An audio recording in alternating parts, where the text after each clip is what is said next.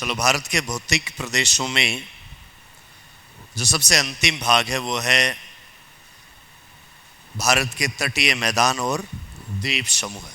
तो पहले हम तटीय मैदानों की जानकारी ले लेते हैं।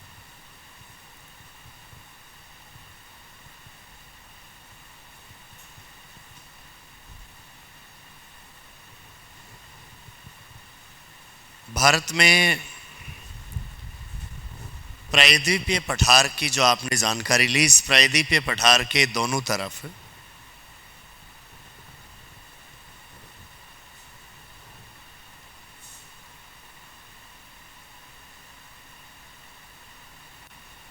यहाँ प्रायद्वीपीय पठार का जो अंतिम विस्तार था वो यहाँ एक पर्वत श्रेणी जिसका नाम है पश्चिमी घाट और इधर पूर्वी घाट पर्वत श्रेणी।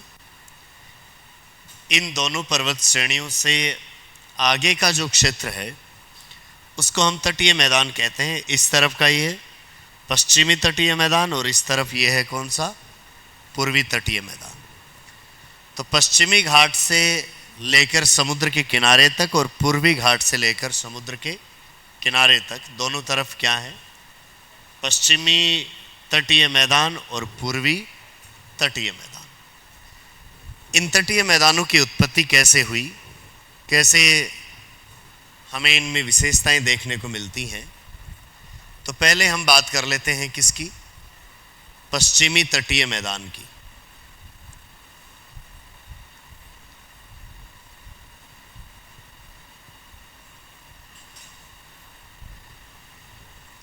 पश्चिमी तटीय मैदान जो कि पश्चिमी घाट श्रेणी से आगे गुजरात, महाराष्ट्र, गोवा, कर्नाटक और केरल, इन राज्यों का जो किनारा है ये पश्चिमी तटीय मैदान के नाम से जाना जाता है और औसत रूप से देखा जाए तो ये लगभग 65 किलोमीटर चौड़ा है।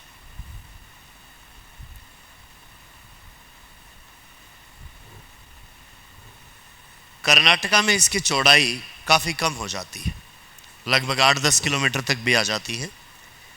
लेकिन कर्नाटका से उत्तर में और दक्षिण में चलेंगे तो आपको इसकी अधिकतम चौड़ाई है वो लगभग 80 किलोमीटर तक भी देखने को मिल जाती है।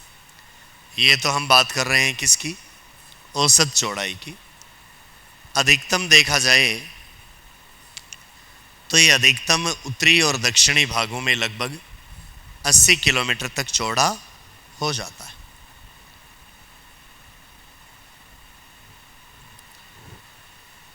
पश्चिमी तटीय मैदान की चौड़ाई पूर्वी तटीय मैदान की तुलना में कम है। पूर्वी तटीय मैदान अपेक्षाकृत काफ़ी चौड़ा है। यहाँ नदियाँ डेल्टा का निर्माण भी करती हैं और इसलिए वो चौड़ाई को बढ़ा भी रही है। लेकिन पश्चिमी तटीय मैदान पर बहने वाली नदियाँ डेल्टा का निर्माण नहीं करती। तो ये जितना चौड़ा था उतना चौड़ा ही है, इसका विस्तार नहीं हो रहा है। इससे पश्चिमी तट पर यदि हम प्रमाण देखें तो हमें यहाँ पर कुछ निमज्जन के प्रमाण मिलते हैं।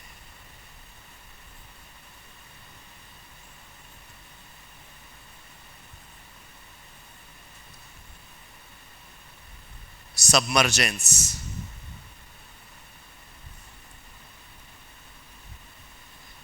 लेकिन इसका जो दक्षिणी भाग है वहाँ पर थोड़ा उत्थान भी हुआ है, वहाँ थोड़ा इमरजेंस भी हुआ है।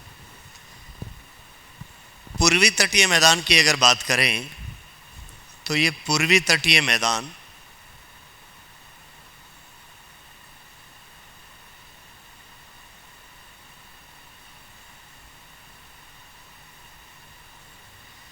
अपेक्षाकृत अधिक चौड़ा है। कहीं कहीं तो ये 300-400 किलोमीटर तक चौड़ा हो जाता है, लेकिन वैसे देखा जाए तो ये 125 किलोमीटर तक आपको चौड़ा लगभग मिलता है। और नदियों का जहाँ डेल्टा है वहाँ इसकी चौड़ाई काफ़ी बढ़ जाती है। जैसे यहाँ पर गोदावरी और कृष्णा का डेल्टा देखें, गोदावरी और कृष्णा नदियों का जो संयुक्त डेल्टा है उस एरिया में ये मैदान काफ़ी आगे तक निकल गया है। तो पूर्वी तट पर बहने वाली नदियाँ डेल्टा का निर्माण करते हुए इस तट का विस्तार कर रही है। इसका प्रमाण आप एक झील के माध्यम से देख सकते हैं जिसका नाम है कोलेरू झील। यह कोलेरू झील एक प्रकार की लेगून झील है और पहले यह समुद्र के किनारे पर थी, लेकिन अब इन नदियों ने इस डेल्टा का काफ़ी आगे तक विस्तार कर दिया है और उसके बाद में ये काफ़ी आंतरिक भागों में। तो इसमें झील तो अपनी जगह पर ही स्थित है, ये जो मैदान था, ये जो तट था, ये रेत का निक्षेपण करते हुए ये आगे बढ़ गया, इसलिए झील आपको पीछे देखने को मिलती है। तो इससे हमें ये प्रमाण मिलता है कि ये तटीय मैदान निरंतर समुद्र की ओर बढ़ रहा है और इसलिए इसकी हमें चौड़ाई देखने को मिलती है। इसमें हमें इमरजेंस के एग्जाम्पल यानी उत्थान के एग्जाम्पल काफ़ी मिलते हैं, लेकिन कहीं कहीं आपको निमज्जन की क्रिया भी देखने को मिल जाती। तटीय मैदानों पर से हमें इनके नाम का प्रश्न पूछा जाता है कि इन्हें हम कौन कौन से नामों से जानते हैं। तो ज़्यादातर तो यही प्रश्न यहाँ से किया जाता है तटीय मैदानों के लिए। नाम की अगर बात करें तो इस पश्चिमी तटीय मैदान को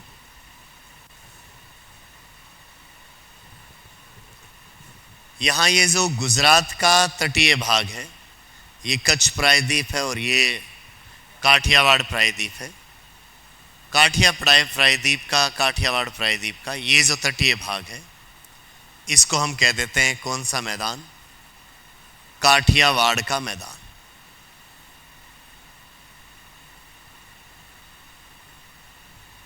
काठियावाड़ मैदान से आगे चलेंगे तो ये जो महाराष्ट्र का तटीय भाग है, महाराष्ट्र और गोवा है, कौन से? अष्टमुडी है, वेम्बनाद है और पुनामदा है। ये पश्चिमी तटीय मैदान पर यह सामान्य जानकारी आपको पूछी जाती है कि कौन से भाग को किस नाम से जाना जाता है। इसी तरीके से इस पूर्वी तटीय मैदान पर आपको नाम का यदि प्रश्न कर लिया जाए तो ये जो पूर्वी तटीय मैदान है, इसको हम स्वर्णरेखा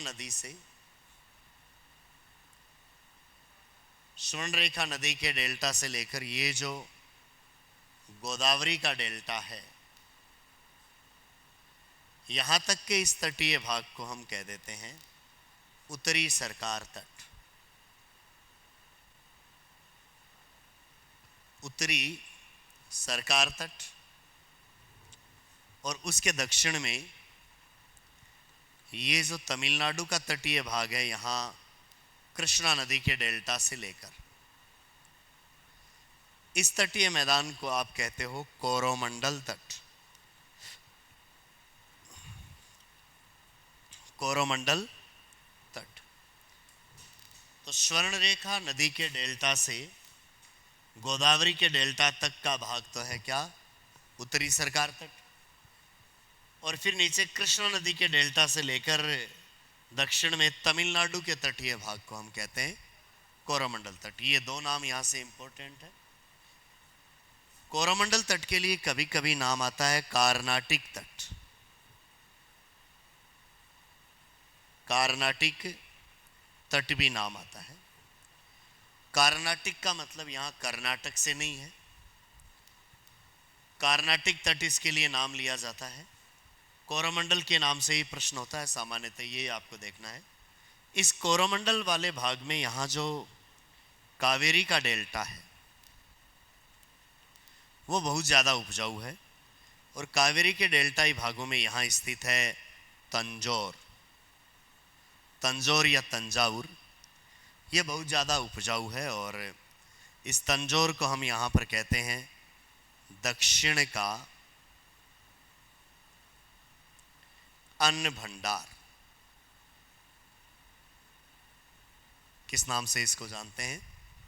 दक्षिण के अन्न भंडार के नाम से इसको जाना जाता है।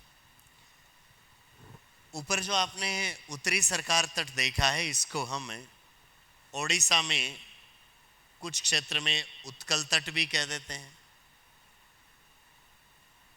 और यहाँ कुछ भाग जो आंध्र प्रदेश का है वहाँ इसको काकीनाडा तट के नाम से भी जाना जाता है। तो ये तो तटीय भागों के नाम के प्रश्न हैं जो कई बार पूछ लिए जाते हैं। जिस तरीके से पश्चिमी तट पर आपको कुछ लेगून मिली हैं, इसी तरीके से इस पूर्वी तटीय भागों में भी कुछ लेगून झीलें पाई जाती हैं।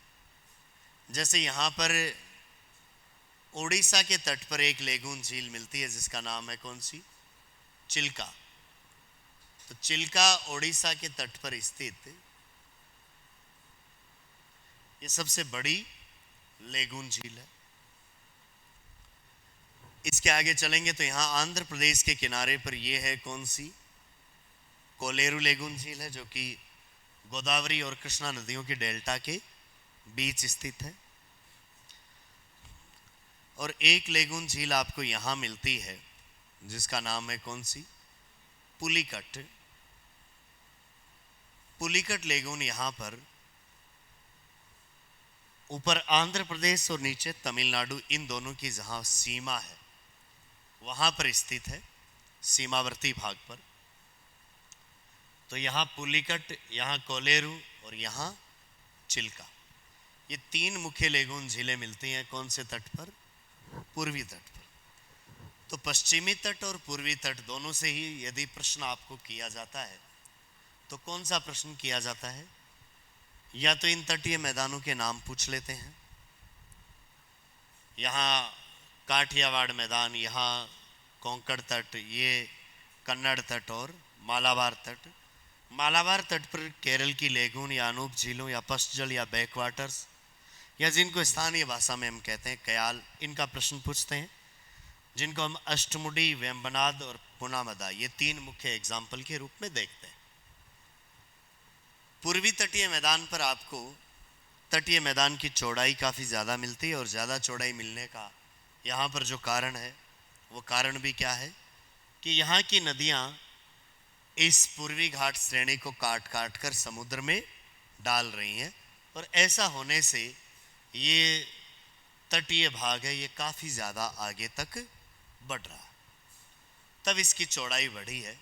पश्चिमी तट में ऐसा नहीं हुआ था, पूर्वी तट में ऐसा हुआ था, इसलिए इसकी चौड़ाई बढ़ी है। गोदावरी के डेल्टा से ऊपर हम इसको उत्तरी सरकार तट कहते हैं, जहाँ उड़ीसा में उत्कल और आंध्र प्रदेश में काकीनाडा तट भी कह देते हैं, और कृष्णा के डेल्टा के दक्षिण में हम इसको कोरोमंडल तट कहते हैं। कोरोमंडल तट पर कावेरी के डेल्टा में तंजौर स्थित है, जो अत्यधिक चावल उत्पादन के लिए प्रसिद्ध है, जिसको हम दक्षिण का अन्न भंडार भी कहते हैं। यहाँ कुछ मुख्य लेगून झीलों के एग्जाम्पल मिलते हैं, जिनमें ओडिशा के किनारे पर चिल्का आंध्र प्रदेश के तट पर है, कोलेरू और आंध्र प्रदेश और तमिलनाडु की सीमा पर है कौन सी? पुलिकट। इन तटीय मैदानों के किनारे पर हमें कुछ प्रमुख बंदरगाहों का एग्जाम्पल भी देखने को मिलता है। तो कई बार आपको यहाँ से बंदरगाहों का प्रश्न कर लिया जाता है। कौन कौन से मुख्य बंदरगाह हैं? तो वैसे देखा जाए तो भारत में अंतर्राष्ट्रीय व्यापार के लिए 12 बड़े बंदरगाह हैं, जिनमें से 6 इस पश्चिमी तट पर और 6 इस पूर्वी तट पर स्थित है। इन तटीय मैदानों का महत्व है अंतर्राष्ट्रीय व्यापार के लिए बंदरगाहों के रूप में भी है। तो कौन कौन से मुख्य बंदरगाह स्थित हैं, उनकी अवस्थिति की चलिए देखते हैं।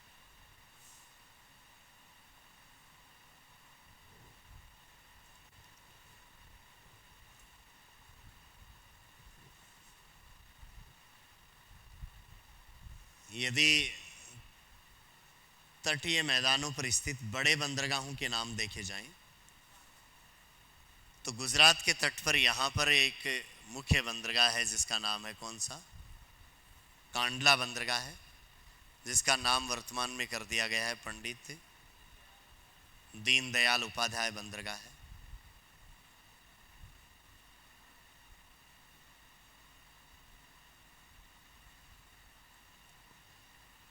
यहाँ महाराष्ट्र के किनारे पर सबसे बड़ा बंदरगाह है जिसका नाम है कौन सा? मुंबई। मुंबई के अलावा महाराष्ट्र के तट पर ही दूसरा है नहावा शेवा, जिसे हमें पंडित जवाहरलाल नेहरू बंदरगाह के नाम से भी जानते हैं। पंडित जवाहरलाल नेहरू पतन के नाम से भी जानते हैं। यहाँ गोवा के किनारे पर आपको मिलता है मार्मुगांव, कर्नाटक के तट पर यहाँ है मंगलोर, और केरल के तट पर है कौन सा? कोच्चि। ये भारत के 6 बड़े बंदरगाह हैं जो पश्चिमी तट पर हैं। कौन कौन से? कांडला, मुंबई, नावा शेवा, मार्मुगांव, मंगलोर और कोच्चि। ये 6 बड़े बंदरगाह तो हैं कौन सी साइड में? पश्चिमी किनारे पर। और ऐसे ही 6 बड़े बंदरगाह पूर्वी किनारे पर भी हैं, जिनमें यहाँ पश्चिम बंगाल के किनारे पर है कौन सा? कोलकाता बंदरगाह है, जिसे वर्तमान में श्यामा प्रसाद मुखर्जी बंदरगाह के नाम से भी जाना जाता है।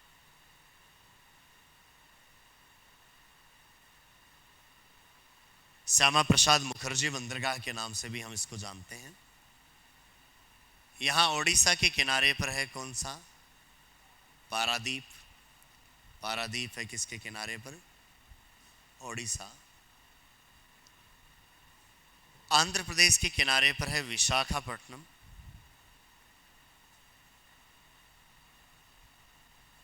विशाखापट्टनम इसकी स्थिति है कहाँ? आंध्र प्रदेश के किनारे पर। आगे यहाँ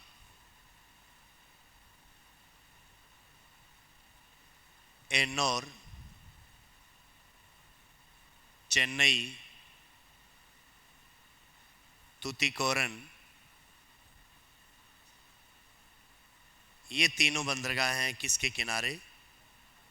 तमिलनाडु के किनारे। तो इस तरीके से 6 बंदरगाह हैं कौन से किनारे पर? पूर्वी किनारे पर, और 6 बंदरगाह हैं पश्चिमी किनारे पर। बड़े बंदरगाहों की श्रेणी में ये 12 बंदरगाह आते हैं। यहाँ कोलकाता पश्चिम बंगाल में,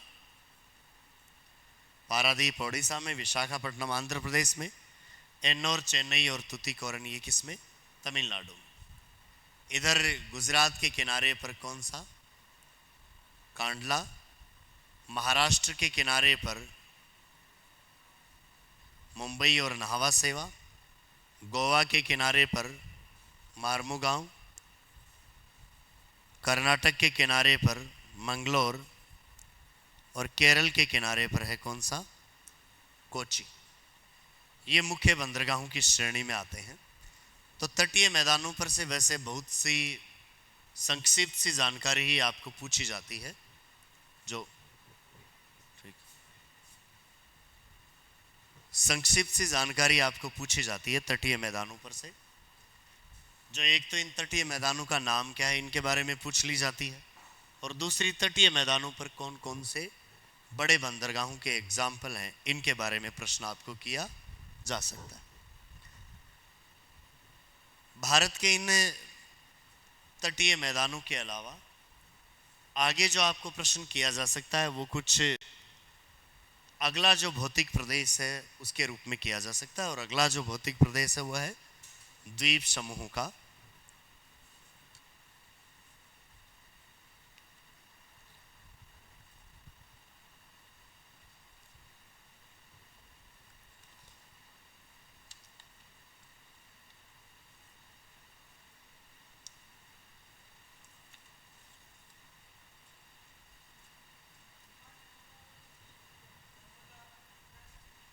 हाँ? वो अंतर्राष्ट्रीय तो है, लेकिन बड़े बंदरगाहों की सूची में पहले तो शामिल था। 13वां बंदरगाह था पोर्ट ब्लेयर, लेकिन अब वो बड़े बंदरगाहों की श्रेणी में शामिल नहीं।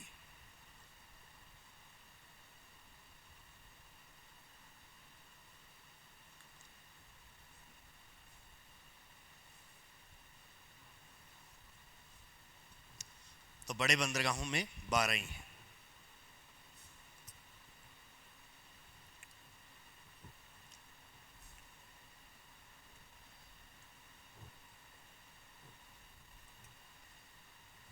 चलिए इसके बाद में भौतिक प्रदेशों में अगली जानकारी हम लेते हैं भारत के द्वीप समूह की।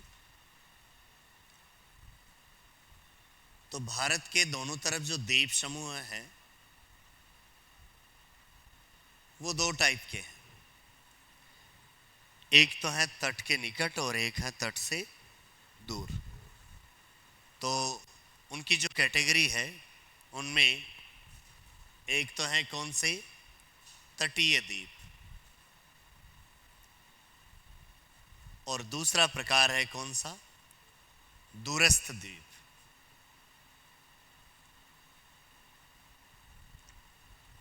दूरस्थ द्वीप,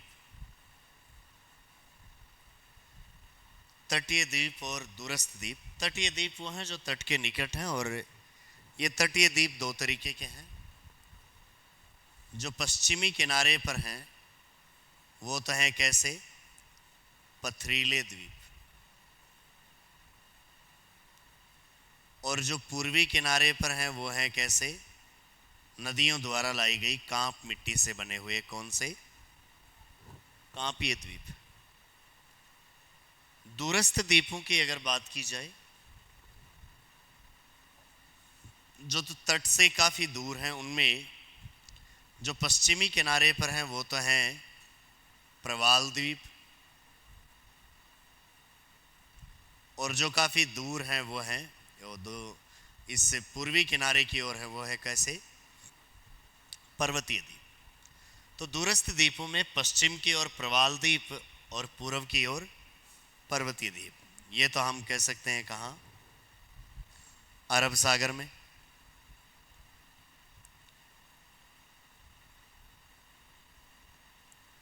और ये है किसमें, बंगाल की खाड़ी में।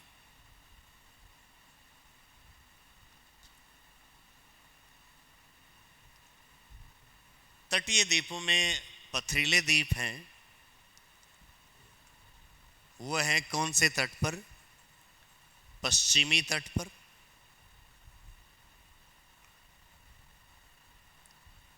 और कांपीय द्वीप हैं वो है कौन से तट पर, पूर्वी तट पर।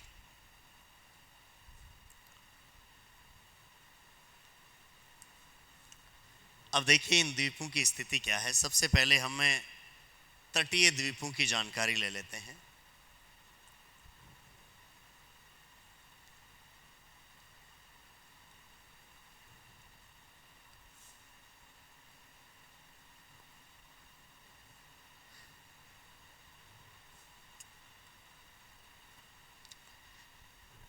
भारत के पश्चिमी तट पर कुछ पथरीले द्वीप हैं, जिनमें हम महाराष्ट्र के किनारे पर अगर बात करें, महाराष्ट्र के किनारे पर यहाँ देखे जाएं तो इनमें मुख्य नाम आते हैं सालसेट, जिस पर मुंबई बसा हुआ है, एलिफेंटा, बूचर द्वीप, हेनरे कैनरे, ऐसे कई नाम आते हैं। कुछ इस गुजरात के तट पर भी हैं, यहाँ खड़िया बेट, अलिया बेट, पीरम। ये कुछ एग्जाम्पल आपको गुजरात के तट पर भी मिलते हैं। पीरम, बेंसला, ये पश्चिमी तट पर है, और ये किस टाइप के द्वीप हैं, पथरीले द्वीप। पूर्वी तट पर कांप मिट्टी से बने हुए द्वीप हैं। कांप मिट्टी से बने हुए द्वीपों को यदि देखा जाए तो यहाँ गंगा ब्रह्मपुत्र के डेल्टा में यहाँ एक द्वीप है जिसका नाम है न्यूमोर। यह नदियों द्वारा लाई गई कांप मिट्टी से बना है। न्यूमोर गंगा ब्रह्मपुत्र के डेल्टा में स्थित है, और न्यूमोर द्वीप को लेकर भारत और बांग्लादेश के बीच में विवाद की स्थिति रहती है। कुछ समय पहले यह द्वीप डूब गया है। पश्चिम बंगाल के किनारे पर यहां एक द्वीप है जिसका नाम है सागर द्वीप।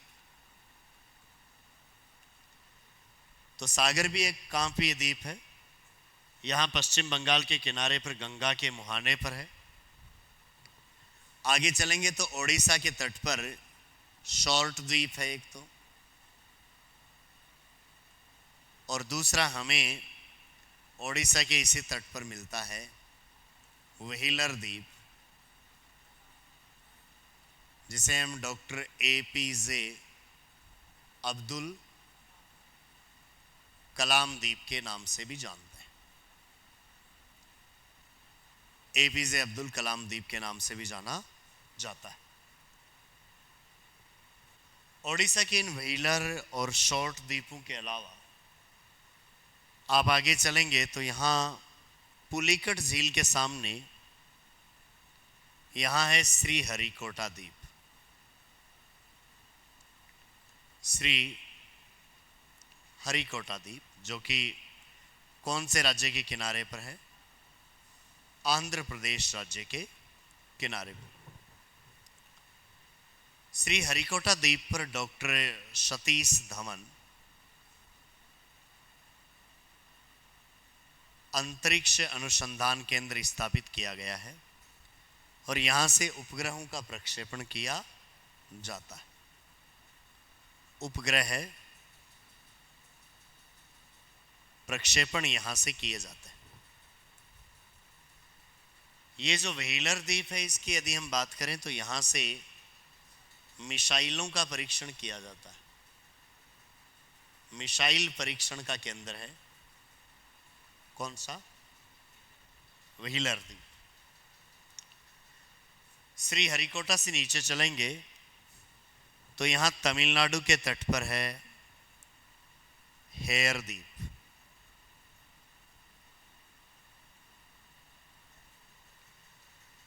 हेयर द्वीप से आगे भारत और श्रीलंका के बीच में यहां पर कुछ द्वीप हैं जिसमें ये देखा जाए तो है पाम्बन और धनुषकोडी।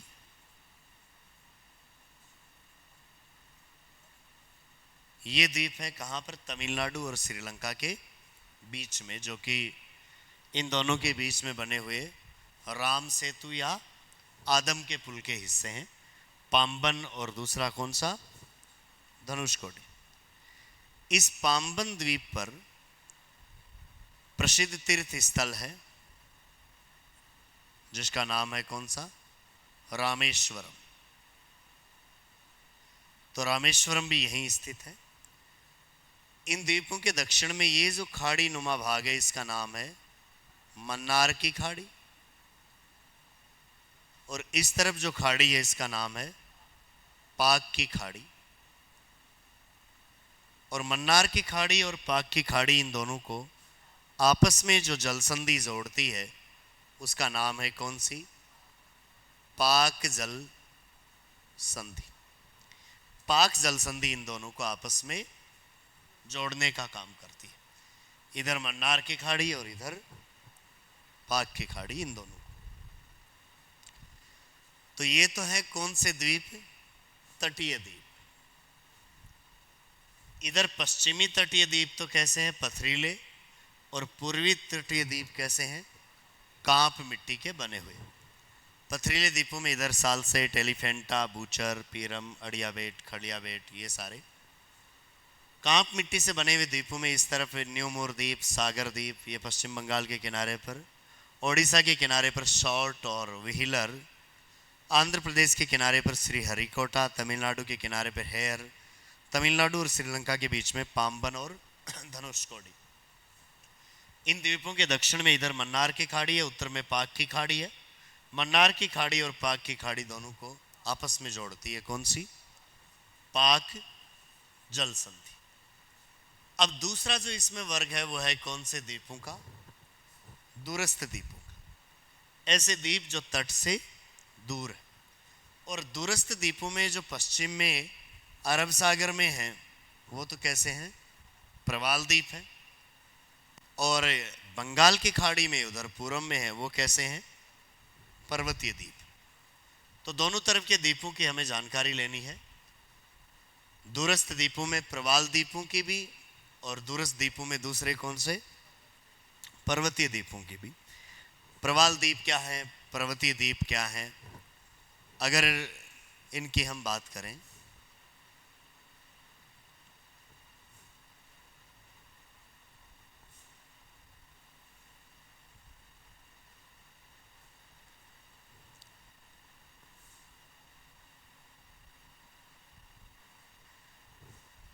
तो भारत के इधर पश्चिम में अरब सागर में यहाँ जो द्वीप हैं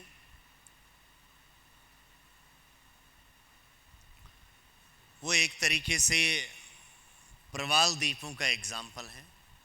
प्रवाल द्वीप क्या होते हैं, प्रवाल एक महासागरीय जीव का नाम है जो अपने चारों तरफ कवच बनाकर जीवन व्यतीत करता है, और जब ये मरते हैं तो उनके कवच या खोल एक जगह इकट्ठे होते जाते हैं, और उन कवच या खोल के इकट्ठे होने से प्रवाल भित्ति और प्रवाल द्वीपों का निर्माण होता है।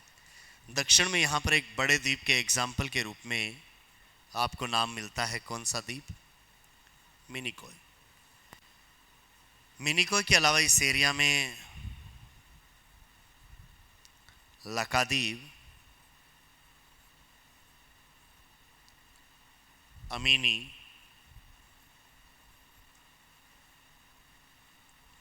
इधर एंड्रोंट,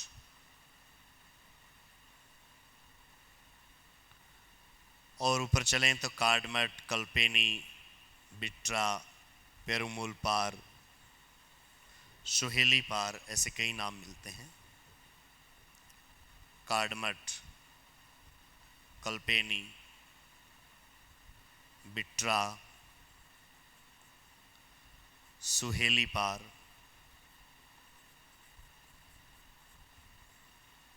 कावारती,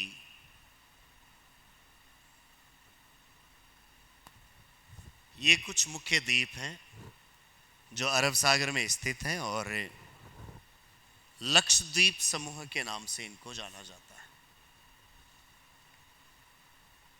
लक्षद्वीप समूह के नाम से इनको जाना जाता है। यहाँ लगभग 36 द्वीप हैं जिनमें 11 के ऊपर सामान्यतः लोग रहते हैं।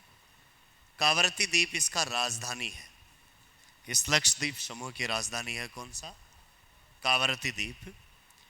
पिटली द्वीप पर एक पक्षी अभ्यारण्य अभी आपको देखने को मिलता है, पिटली।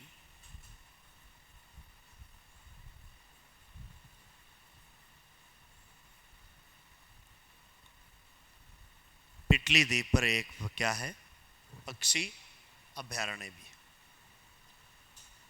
यहां पर मिनिकॉय से नीचे चलेंगे तो यहां पर अगला देश है जिसका नाम है कौन सा, मालदीव। और इन द्वीपों के बीच में कुछ जलमार्ग भी हैं जो इनको आपस में आर पार इनके जाने का मार्ग प्रदान करते हैं। जैसे मिनिकॉय और मालदीव के बीच में यहां है 8 डिग्री चैनल। इधर मिनिकॉय और लकादीव, या मिनिकॉय से ऊपर मिनिकॉय और अमीनी, इनके बीच में यहां है कौन सा, 9 डिग्री चैनल। तो इस तरफ दो जलमार्गों के प्रश्न आपके सामने आते हैं, कौन कौन से, 8 डिग्री चैनल और 9 डिग्री चैनल। 8 डिग्री चैनल की स्थिति पूछी जाए तो किसके बीच में है, मालदीव और मिनिकॉय के बीच में। और 9 डिग्री चैनल है मिनिकॉय से उत्तर में, जहां उत्तर में अमीनी, लकादीव, ये जो द्वीप है इनके और मिनिकॉय के बीच में है कौन सा, 9 डिग्री चैनल। क्षेत्रफल की दृष्टि से इनमें सबसे बड़ा द्वीप है कौन सा, मिनिकॉय। बीच में कुछ लोगों ने यह भी दावा किया है कि ज्यादा क्षेत्रफल किसका है, एंड्रोंट का है, ऐसा भी चलता रहता है। लेकिन जब भी प्रश्न आता है कि अरब सागर का या लक्षद्वीप समूह का सबसे बड़ा द्वीप कौन सा है, तो आपको ऑप्शन में क्या मिलता है, मिनिकॉय ही देखने को मिलता है। अब इस तरफ प्रवाल द्वीपों के अलावा हम यदि पर्वतीय द्वीपों का एग्जाम्पल देखें तो यहाँ पर ये बांग्लादेश, म्यांमार और इससे आगे चलेंगे तो यहाँ बंगाल की खाड़ी में पर्वतीय द्वीप हैं। म्यांमार में यहाँ एक पर्वत श्रेणी है जिसका नाम है कौन सी, आराकान योमा। और ये पर्वत श्रेणी आगे समुद्र में काफ़ी दक्षिण तक फैली हुई है। इस पर्वत श्रेणी के आपको यहाँ पर कई द्वीप देखने को मिलते हैं। उनमें से 7 इंपॉर्टेंट द्वीप हैं। कहीं कहीं ये समुद्र के पानी से बाहर निकली हुई है और जहाँ ये बाहर निकली हुई है वहाँ पर हम इसको कुछ मुख्य द्वीपों के नाम से जानते हैं। जैसे यहाँ स्थित है ये द्वीप उत्तरी अंडमान, उत्तरी अंडमान। उत्तरी अंडमान से नीचे चलेंगे तो यहाँ पर क्षेत्रफल की दृष्टि से काफ़ी बड़ा मध्य अंडमान, ये दक्षिणी अंडमान और ये लिटिल अंडमान।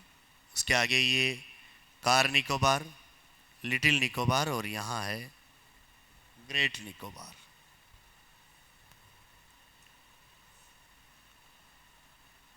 ये मध्य अंडमान,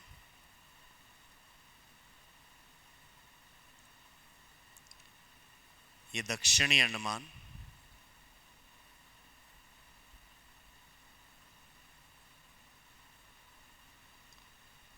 और दक्षिण में चलेंगे तो ये कौन सा है, लिटिल अंडमान।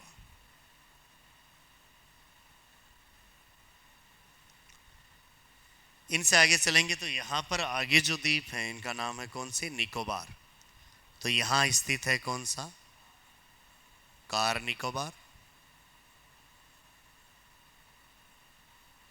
यहाँ है लिटिल निकोबार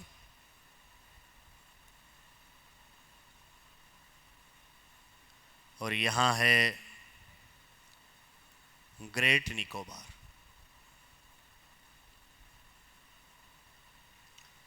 सबसे दक्षिणी द्वीप कौन सा है, ग्रेट निकोबार। और इस ग्रेट निकोबार का ही दक्षिणी बिंदु कहलाता है पिग्मेलियन पॉइंट या इंदिरा पॉइंट।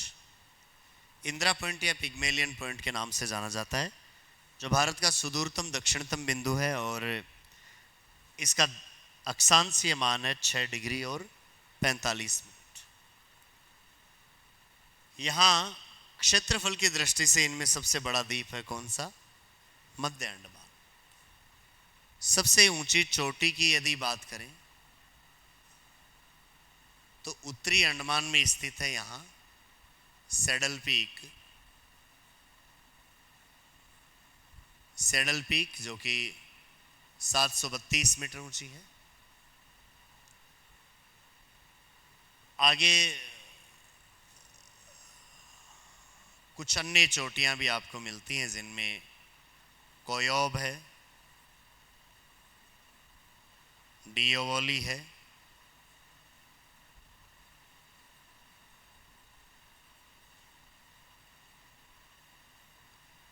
दक्षिण में यहाँ ग्रेट निकोबार द्वीप पर स्थित है माउंट थुइलर।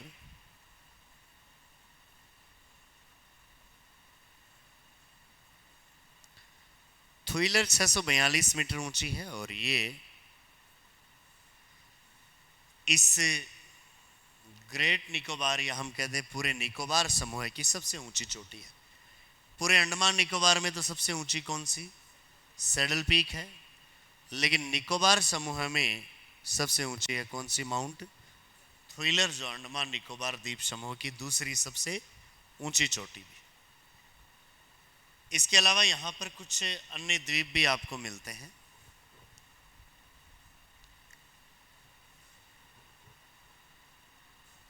जो मध्य और दक्षिणी अंडमान के निकट यहाँ है हैवलॉक, रीची, ये कुछ नाम मिलते हैं, लैम्ब्रिंथ वगैरह। इस तरफ आप चलेंगे तो आपको एक द्वीप मिलता है यहाँ नॉर्थ सेंटिनेल। नॉर्थ सेंटिनेल द्वीप पर सेंटिनेल जनजाति के लोग निवास करते हैं। कुछ ज्वालामुखी द्वीप भी इसके ऊपर आपको देखने को मिलते हैं, जिनमें यहाँ बैरन जो कि एक सक्रिय ज्वालामुखी द्वीप है, और नारकोंडम वो एक प्रक्षुब्ध ज्वालामुखी द्वीप। बैरन और नारकोंडम का एग्जाम्पल मिलता है। बैरन में बार बार उद्गार होता रहता है और नारकोंडम में उद्गार अभी नहीं हो रहा है। तो दो द्वीप ऐसे हैं जो ज्वालामुखी द्वीपों की श्रेणी में आते हैं। इन द्वीप समूह के आर पार जाने हेतु कुछ मार्ग भी हमें मिलते हैं। जैसे यहाँ ये जो जलमार्ग है वो पूरे अंडमान समूह और नीचे वाले निकोबार समूह इनके बीच में है। इधर है बंगाल की खाड़ी और इधर है अंडमान सागर। तो बंगाल की खाड़ी को अंडमान सागर से जोड़ने वाले कुछ जलमार्ग भी आपको मिलते हैं, और इस जलमार्ग का नाम है इस चैनल का नाम है कोको चैनल। कोको चैनल यहाँ उत्तर में एक म्यांमार का द्वीप है जिसका नाम है कौन सा, कोको द्वीप। तो कोको द्वीप और उत्तरी अंडमान के बीच में यहाँ पर है कौन सा चैनल, कोको चैनल है। ये जो द्वीप समूह हैं, यहाँ पर अकेले अंडमान निकोबार द्वीप समूह के रूप में देखा जाए तो 500 से ज़्यादा द्वीप आपको मिलते हैं, जिनमें से कुछ बड़े द्वीपों का ही हमने एग्जाम्पल यहाँ पर लिखा है। अगर हम इन द्वीपों के आसपास देखें तो इन द्वीपों के निकट भी प्रवाल भित्तियाँ पाई जाती हैं। प्रवाल भित्तियों से बने हुए द्वीप तो इस तरफ हैं, लेकिन प्रवाल जीव इधर भी निवास करते हैं, इन द्वीपों के सहारे भी। हालांकि ये द्वीप प्रवालों से नहीं बने हुए हैं, ये द्वीप बने हुए हैं किससे, एक समुद्री पर्वत से जो कि अराकोनियामा पर्वत था। ये आगे समुद्र के अंदर भी फैला हुआ है और कहीं कहीं समुद्र के पानी से ये बाहर निकला हुआ है। वहाँ पर हम इसको इन द्वीपों के नाम से जानते हैं। तो द्वीप समूह के संदर्भ में आपने पहले कुछ कांपीय द्वीप देखे, कुछ पथरीले द्वीप देखे, वो तो थे तट के निकट। और उसके आगे चलेंगे तो जो दूरस्थ द्वीप थे उसमें पश्चिम की ओर जो अरब सागर में है उनको लक्षद्वीप समूह आप कहते हैं, वो प्रवाल से निर्मित थे। और जो पूर्व में है अंडमान निकोबार द्वीप समूह के नाम से जिनको जाना जाता है, वो एक प्रकार के पर्वतीय द्वीप के एग्जाम्पल। ये कुछ मुख्य एग्जाम्पल हमें यहाँ पर देखने को मिलते हैं। यदि हम भारत के ये जो सभी भौतिक विभाग थे, भौतिक प्रदेश थे, इन सभी का महत्व यदि देखना चाहें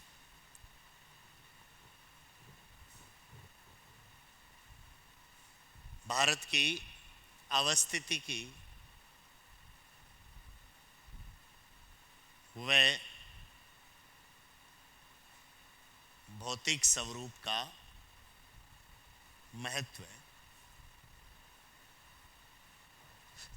महत्व या लाभ की क्या स्थिति है, वो बात यदि हम देखना चाहें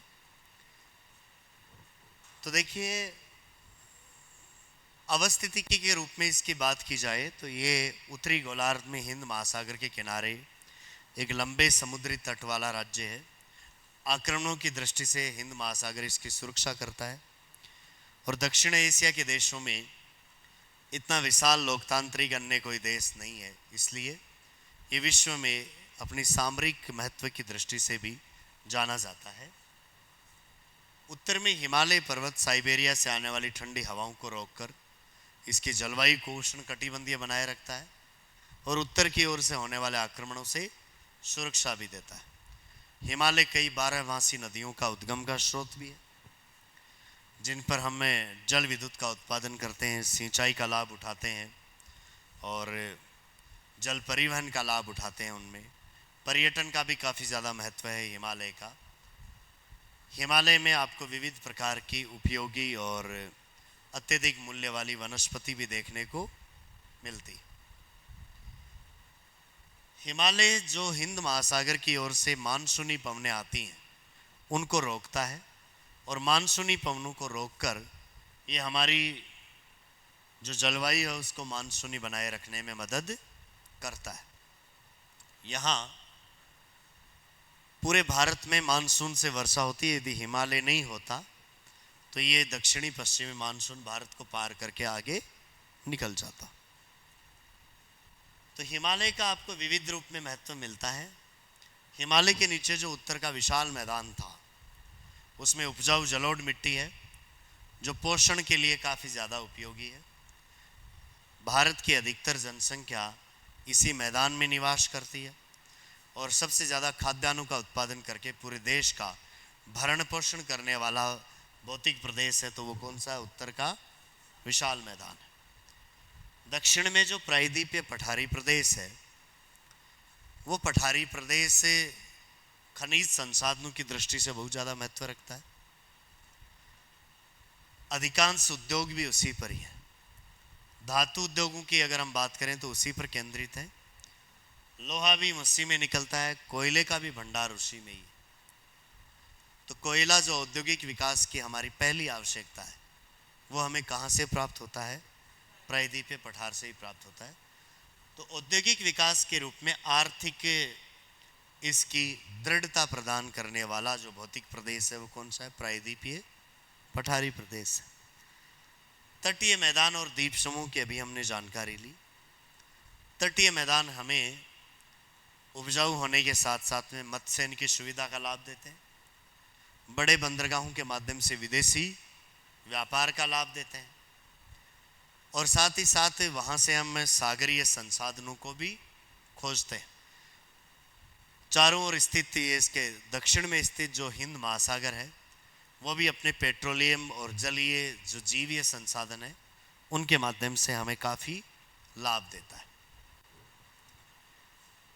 द्वीप समूह की और तटीय मैदानों की संयुक्त ही बात करें तो इनका पर्यटन के लिए भी भारत में काफ़ी ज़्यादा महत्व है। तो कुल मिलाकर देखा जाए तो भारत की एक लंबे चौड़े क्षेत्र में बड़ी इसकी अवस्थिति की, इसका विविधतापूर्ण भौतिक स्वरूप इसको एक अलग वैश्विक पहचान दिलाता है और हर क्षेत्र में इसको संपन्नता प्रदान करता है, जिसके कारण दक्षिण एशिया में एक मजबूत नेतृत्व के रूप में भारत उभर रहा है। तो ये इसकी लोकेशन के और इसकी जो भी भौतिक विशेषताएं हैं, भौतिक प्रदेश हैं, उनके हमें लाभ देखने को मिलते हैं, अवस्थिति का महत्व देखने को मिलता है। तो आपके भौतिक प्रदेश के टॉपिक में ये अंतिम जो भौतिक प्रदेश के रूप में बात बची हुई थी कौन सा? एक तो तटीय मैदान और एक द्वीप समूह। दोनों में जानकारियाँ बहुत संक्षिप्त सी हैं। तटीय मैदानों में, द्वीप समूह में इतनी जानकारियाँ नहीं है जितनी आपने प्रायद्वीपीय पठार में, हिमालय में या जो उत्तर का विशाल मैदान था उसमें पड़ी थी, उतनी जानकारियाँ इसमें देखने को नहीं मिलती हैं। तो ये इनकी जानकारियों की बात अपनी कंप्लीट